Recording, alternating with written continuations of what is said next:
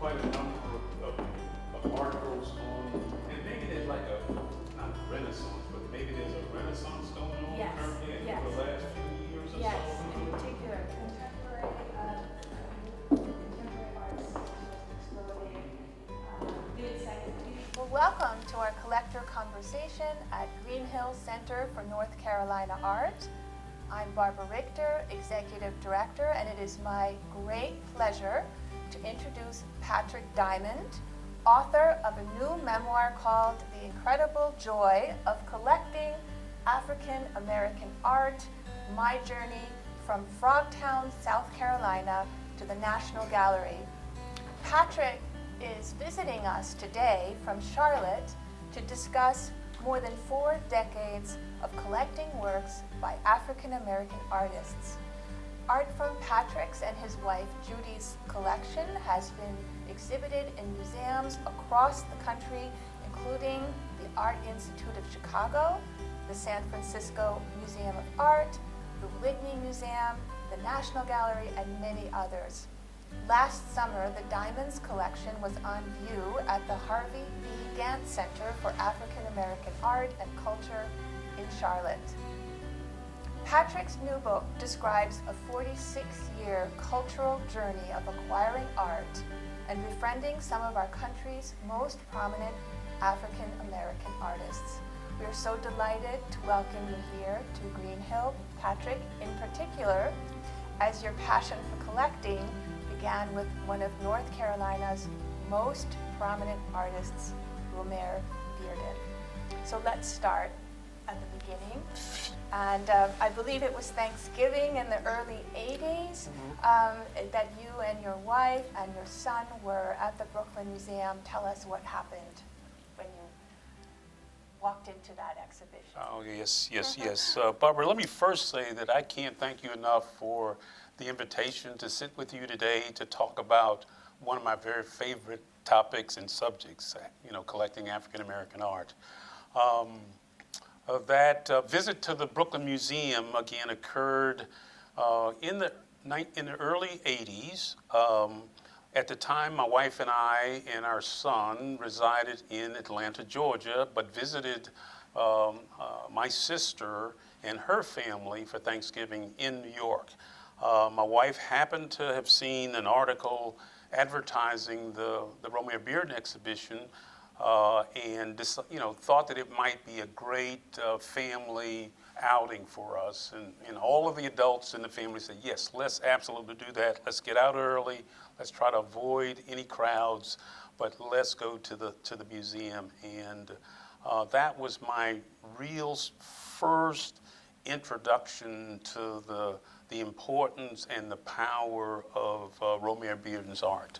Mm-hmm. So I believe your first major investment was also a Bearden image. Can you tell us about that? Yes, actually I was so moved by the experience of viewing the Brooklyn Museum exhibition that once we got back or returned to Atlanta, my wife and I sought out galleries, local galleries that represented Bearden, and were able to find a wonderful, wonderful gallery in Midtown Atlanta owned by Louisa McIntosh. And we made arrangements to visit the gallery. In fact, this was our very first visit to a commercial gallery.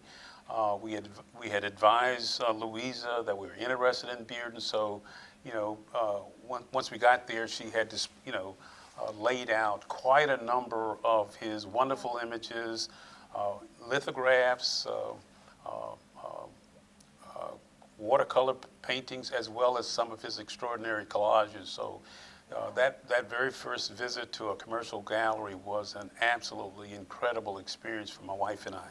So we're at Green Hill, we're also quite excited. We have a number of Bearden lithographs that we have available for sale through our virtual gallery. This is one of them.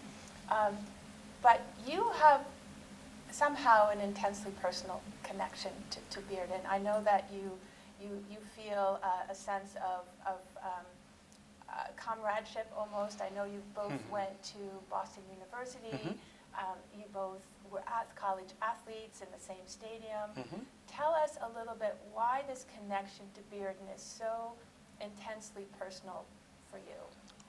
Barbara, it started with that exhibition at the Brooklyn Museum, which was actually curated by Gerald Melberg, who's a commercial gallery owner in Charlotte. At that time, he was on the curatorial staff at the Mint Museum, so the Mint actually launched that traveling exhibition. Again, and the actual experience of that museum visit just affected me in ways that I really wasn't prepared for at the time. Again, as I spell out in the book, my interest in African American art and culture was launched by my grandmother, actually my stepfather's mom.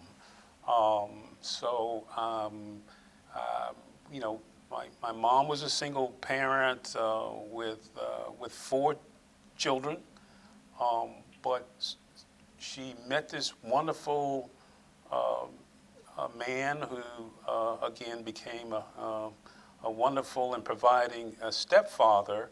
And through him, I'm able to meet his mom, who lived just 80 miles away in Augusta, Georgia. At the time, we lived in Columbia, South Carolina, a small enclave known to its inhabitants as Frogtown. So Grandma's home was the most extraordinary and exciting and welcoming home that I had ever been in. She was a domestic in Augusta, but had actually filled her home with artwork, with black and white photographs, with religious images, with photographs of black and white photographs of family celebrations, of birthdays and church rituals and that sort of thing. And on that very first visit, I fell in love with this new grandmother, and at the same time became absolutely captivated by the interior of her home. I mean, it was just, I had never seen anything like it, and it just sort of affected me, in a deep and visceral sort of way, and it just sort of planted itself until the visit to the... Somehow it brought you back to that experience. It brought me back, and again, Bearden's work, the ways in which he, displayed ordinary African Americans doing ordinary things and family rituals and tending their gardens and picking cotton in some instances, just resonated with me in a way that just drew me into the images. As I walked the Brooklyn Museum, I sort of felt like I had seen some of the images at a prior point in time. And it wasn't long before the connection was made between Bearden's work and the images that I had seen in my grandmother's home. There's another part of the story. I attended a segregated parochial school for 3 years in Columbia. Blessed Martin was the name of the school. Today it's Saint Martin. He's been canonized as saint over the years.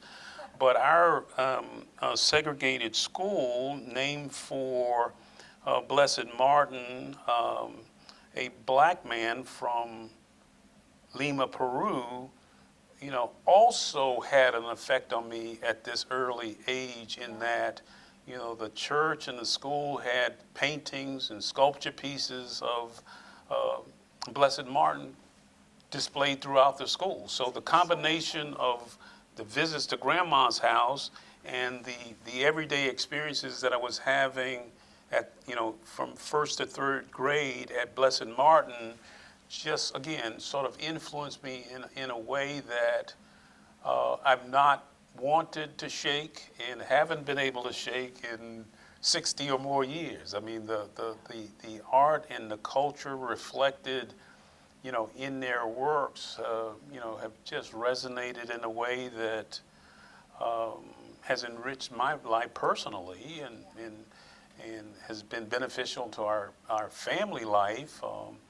We have one son. He's always excited to visit the house and enjoy the artwork. He's sort of started a small collection of his own. So it's been like a personal sort of pursuit, a personal journey that has just, just been an amazing, unexpected windfall and gift as a result of people like Romare Bearden, one of the most extraordinary American artists, North Carolina artists. Again, we had the opportunity years after we began to purchase his work, we had the opportunity to meet him. And he was showing at the Melberg Gallery in Charlotte. And my wife and I walked into the gallery. We were welcomed by Gerald Melberg. Bearden was off at a distance, and we were the only persons in the gallery other than Bearden and Gerald Melberg. And Melberg shared with us that he had a local journalist from the Charlotte Observer that was en route to do an interview of Bearden. And thank goodness, and I still pinch myself about this today, the journalist was more than an hour late. So we had Bearden to ourselves for more than an hour.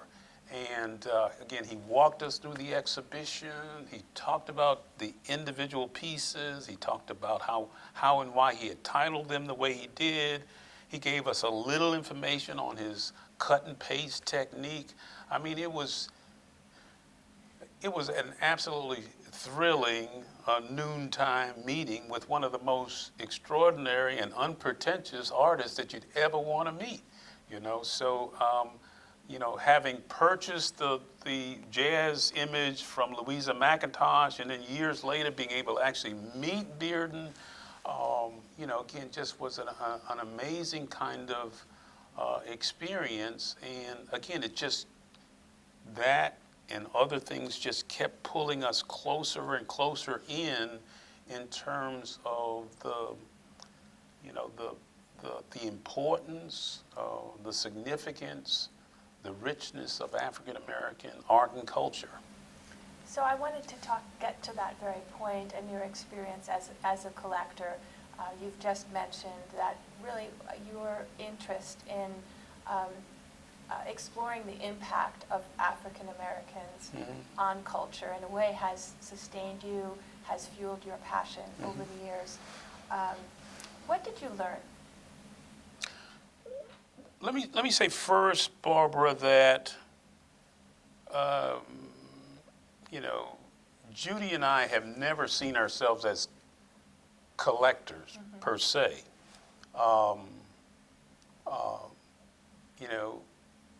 Early on, in our marriage, we saw interesting and engaging posters that we'd purchase and frame and hang in our first apartment, just to put something on the wall, something that interested us, but just to sort of fill up wall space. But then, we were introduced to artists through posters, artists like Henry Tanner. Um, I'll never forget purchasing a Bearden poster when I worked at Williams College. I was in the bookstore for just a small purchase, saw this captivating jazz image. It might have cost $1, $1.50, and I purchased it that day, and was, within a day or so, was able to get it framed at a local frame shop. The framing probably cost 1,000 times more than the poster, but we placed it in our home, and we just sort of fell in love with it. And so, our process was a slow and evolving kind of process. Again, never seeing ourselves as collectors, but we had the good fortune, as I mentioned, to actually meet a Romare Bearden. We went to a number of gallery lectures where, we had the opportunity to be exposed to artists like Elizabeth Catlett and Benny Andrews and Huey Lee Smith. And that combination of artists and the type of work that they were doing at the time just resonated with my wife and I. And again, we just slowly but surely, started to acquire images.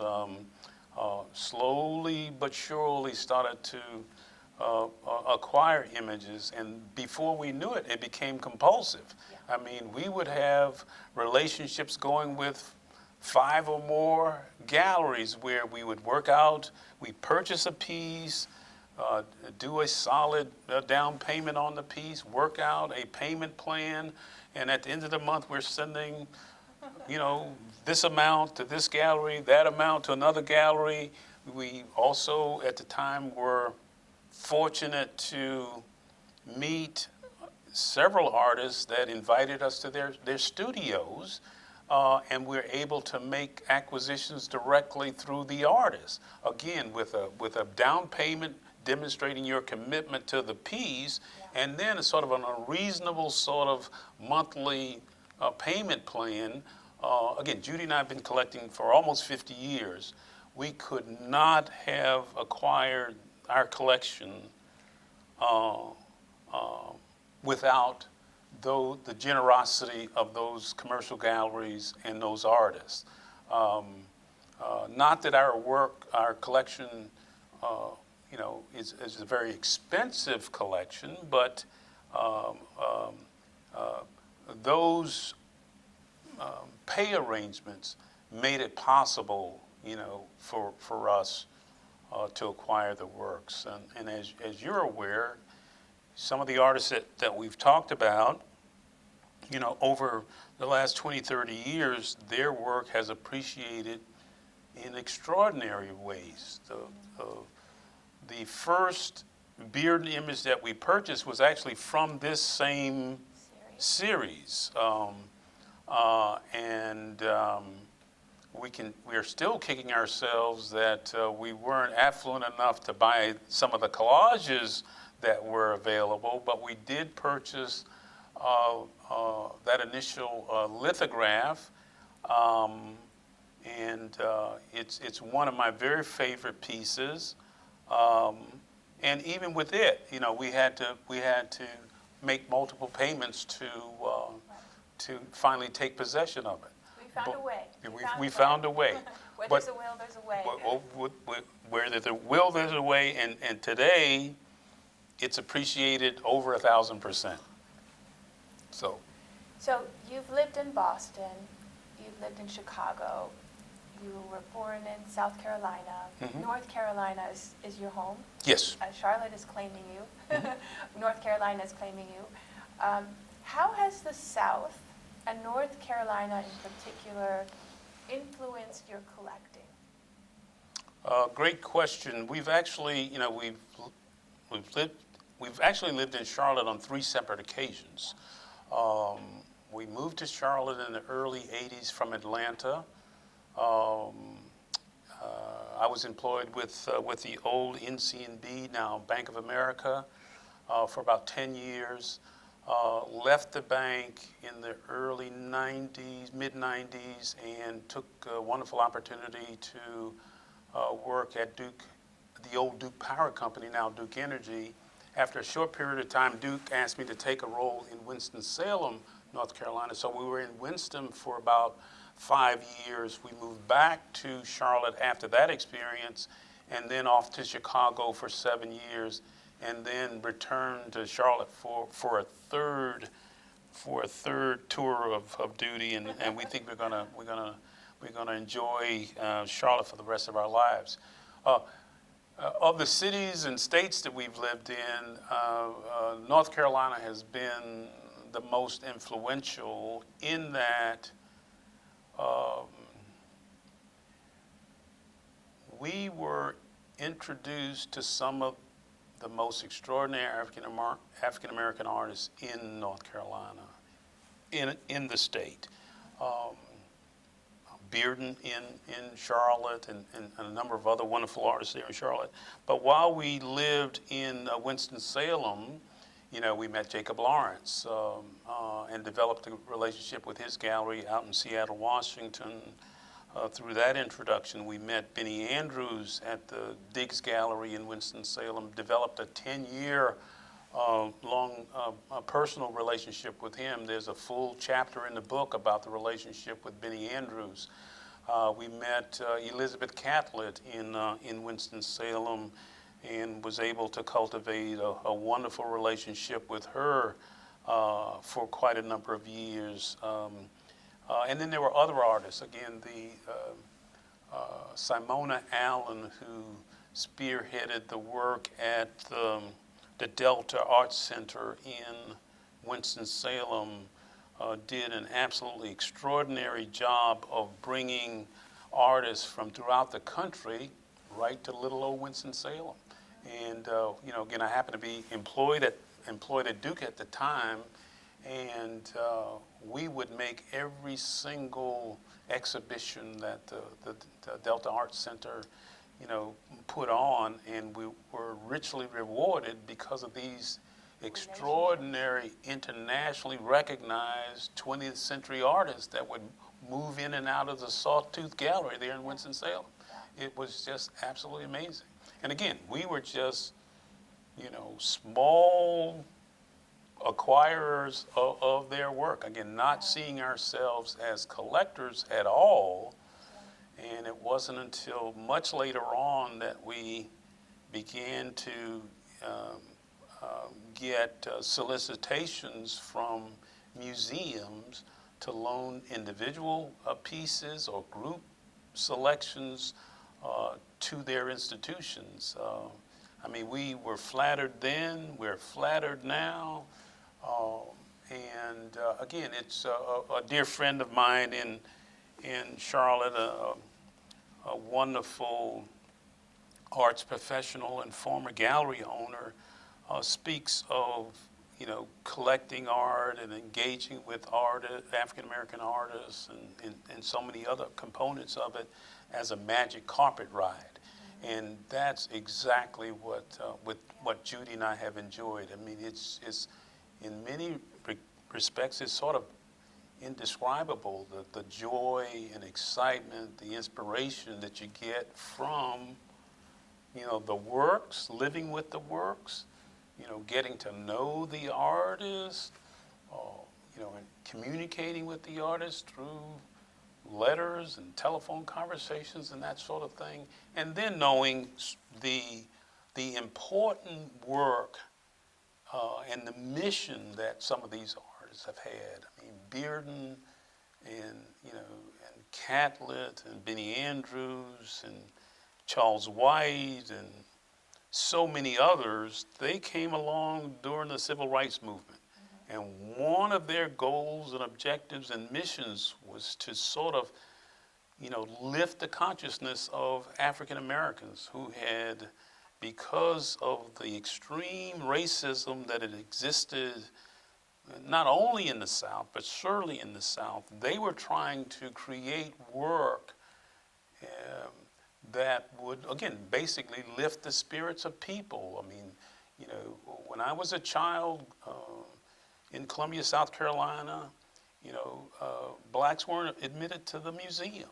Um, you couldn't apply for a library card at the local library. I mean, it was that crazy kind of, Jim Crow, suffocating atmosphere where it was in your face every day, I mean, all children should be encouraged to experience the museum, to experience the library, right? Absolutely. And so again, these artists, recognizing that they were experiencing the same thing, they wanted to reflect some of this in their work to help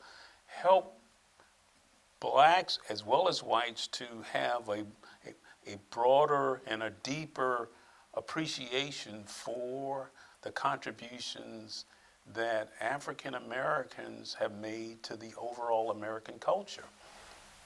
Did you find this was helpful with your own son as he was growing up, as a way of helping him to learn and understand your experience? Oh, absolutely, Barbara. We only have the one child, but we absolutely wanted him to get exposure, and one of the reasons we continued to collect was to expose him to his own culture within the four walls of our home. We certainly wanted him to enjoy other artists. I mean, everyone's child should be able to see a Miro or a Picasso or some of the other extraordinary, artists. We wanted, Chad, our son, his name is Chad, we wanted him as he visited, museums with his classmates on school trips to be able to, um, um, again, look at a Picasso, enjoy that Picasso, but also be able to say or know that he had a familiarity with Jacob Lawrence or Romare Bearden or Elizabeth Catlett. And by fusing those, again, gain a broader appreciation of the importance of art. Mm-hmm. So, right after college, you and Judy had this transformational experience of going to Africa. I believe it was Tanzania. Yes. How did that experience shape your trajectory, in particular as it affected your acquisitions of art? Judy and I were married on the 4th of August, 1973. On the 11th of August, we left John F. Kennedy International Airport en route to Tanzania, East Africa. So we actually started our lives together in East Africa. And again, just a wonderful opportunity to launch our lives together and to be in Africa, to be in a country of all black people. I mean, the butcher, the policeman, the banker, everybody, was African American. The president was was black. We had the opportunity to visit with the president and the first lady within the first few months of our time in Tanzania. Julius Nyerere is deceased now, but at the time was one of the most well-respected leaders on the continent, if not in the world, because of the competence and the interest in bringing Tanzania out of its colonial past, right? When we met with him, he shared some wonderful stories about his goals and objectives in that regard, and to a certain extent, before he expired, he was successful in accomplishing that. But we had a wonderful first year of marriage in Dar es Salaam. We acquired quite a bit of the artwork from the local artists there. We purchased an awful lot of batik drawings, some oil paintings, some other carvings, but primarily as gifts for family members and dear friends um, who we gifted those things to once we returned. Um, so that in a way set a sort of a foundation, for the focus that we placed on African American art, you know, as we started to attend exhibitions and then got familiar with the workings of local commercial galleries. You have, many works in your collection. Can you think of one that's had maybe the most profound impact on you? Judy and I love all of the images that we're fortunate to have. Um, um, and all have special meanings to us. Um, but one that I would highlight is a collage by Bearden that we were able to acquire. I think it was maybe around 1995. A major collector of Bearden's works was disposing of his estate about that time, and we became aware that after one of our local banks had purchased a dozen or more masterpieces, that this small collage was still available. And when I found out I was able to find out who the local attorney was that was handling the estate. I was able to make an appointment to see the work. And as soon as I saw it, I was drawn to it, and I wanted to have it, right? To my surprise and delight, there wasn't a sticker price on it. There wasn't a price tag on it, right? And the attorney for the estate said, if you like it, make me an offer. And Barbara, I was flabbergasted. I mean, I didn't know what to say. I didn't know what to do. I had a general idea about the actual retail value, but I knew that I couldn't get close to that number, right? So make a long story short, what I did was, because I wasn't sure how much money I could cobble together to make a serious offer, I just wrote a number down on a scrap of paper, folded it up, pressed it into the attorney's hand, and left, right? It's a true story. A couple of days later, I get a letter in the mail. The committee has accepted your offer. And then I sort of scurried around and tried to figure out how to pull this cash money together, which I fortunately was able to do. But I share that story, Barbara, because that Bearden image that was passed over by a major corporation with an extraordinary art collection is the image that invited us to the National Gallery. Really? Yes. We were living in Chicago, and I had built a relationship with some of the curatorial staff at the Art Institute of Chicago, and Ruth Fine, who at the time was curating the Bearden Show for the National Gallery, happened to be in Chicago. The curatorial staff happened to mention, or maybe she inquired, do you know any collectors in town that collect Bearden? They shared my name or our names and telephone number with Ruth. She calls me up. She says, Patrick, I'm in town. We are working on a major traveling exhibition of Bearden's work. I understand that you collect Bearden's is there any way that I can arrange to come over and visit with you to take a look at your Bearden images? Again, I was just flabbergasted. I said, absolutely.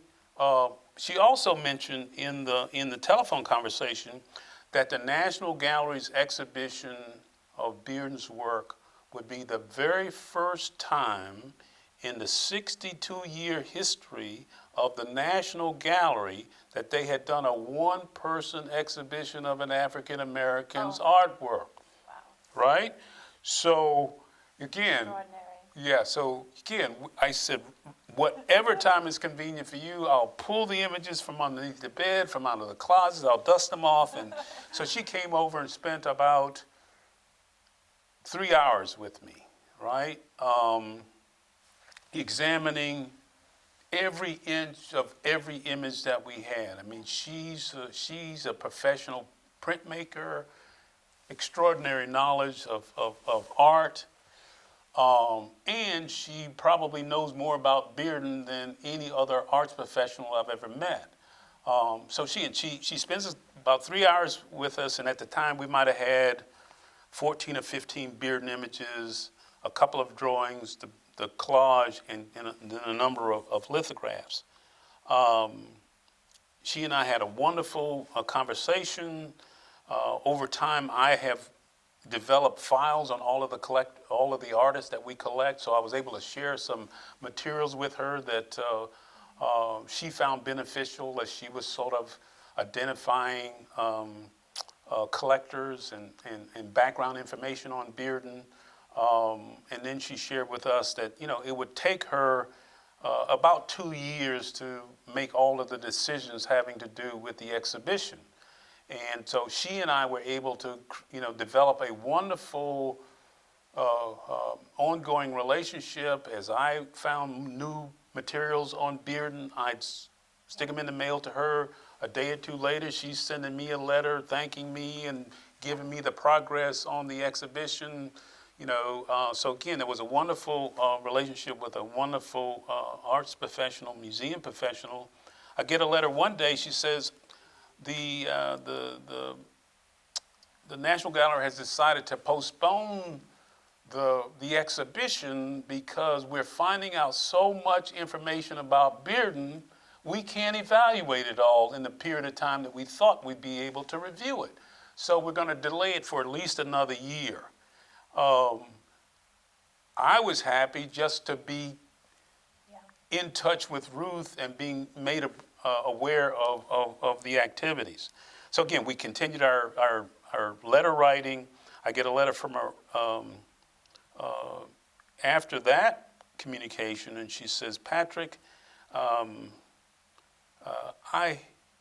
actually, this was the letter when she was requesting that the girl in the pond be included in the exhibition. She said that her travels took her all over the country, and she examined more than 1,200 Bearden images, but selected 131 for the exhibition, and ours was included. So it was, again, and we were just overwhelmed, absolutely flattered. It even gets better.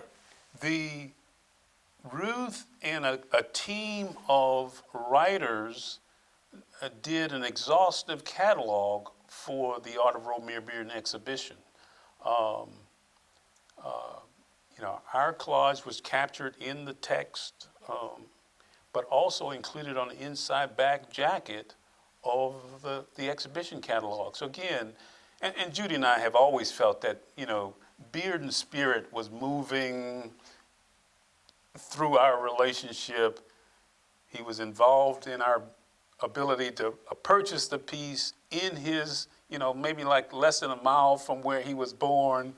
We fell in love with the piece, and now we're being asked to loan it to the National Gallery for a traveling exhibition, the first exhibition of an African American artist in the 62-year history of the National Gallery.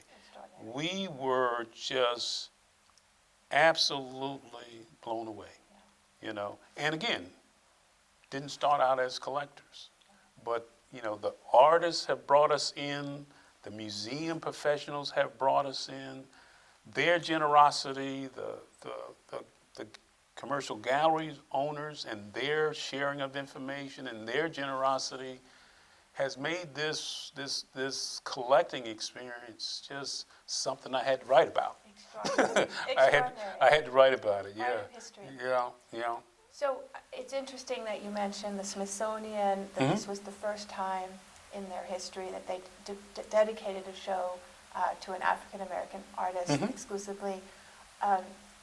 There's definitely a trend currently throughout the museum community to focus a little bit more on African-American artists that had been, in many respects, written out of 20th century, 21st century art history, but there's an effort now, it's shifting in the other direction.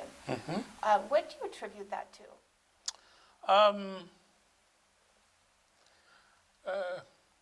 Barbara, that's a great question. There probably are dozens and dozens of answers to that question. You know, I'd answer it by saying that several things. I think that museum professionals, curators, some of our young curators who are going to these extraordinary colleges and universities pursuing these academic credentials, they're part of the reason I think this is happening.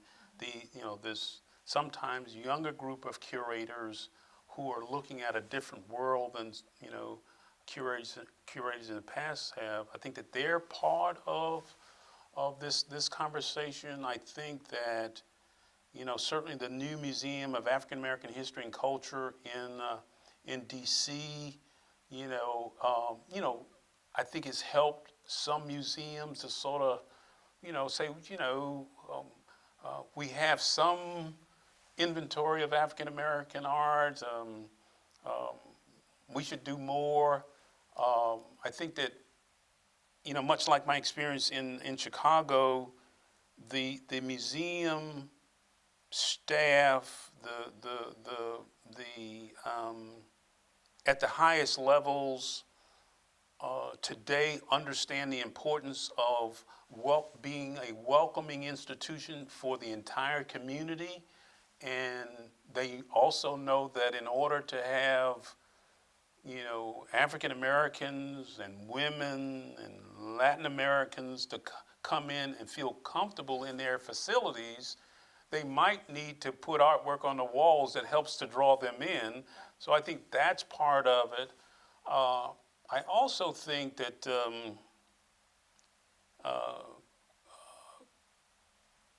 national and international collectors who are, say, for example, in the auction market, I think that the extraordinary sums that they're paying for African American art is getting the attention of museum folk. I mean, their images that are selling for, I mean, one of my good friends out of Chicago that I met and built a relationship with, and I'm still kicking myself that I didn't purchase his work, Kerry James Marshall. Wonderful artist, a very kind individual. I've spent time in his studio in Chicago, but never had the opportunity to purchase any of his work. I mean, today, I've read where one of his images, a fairly large canvas, I'm not sure the exact size, but it sold for $20 million. $20 million. Some of Bearden's works, not at that level, but some of his masterpieces, some of his large collages are selling for more than $1 million now. The Mint Museum has, maybe I shouldn't be so open about this, but I saw a receipt years and years ago from a piece of Bearden's work that was acquired by one of the museum committees. And again, this is probably sometime in the 70s, you know, and my recollection is that the invoice stated that the piece was $7,500. That piece today is in excess of $1 million, you know.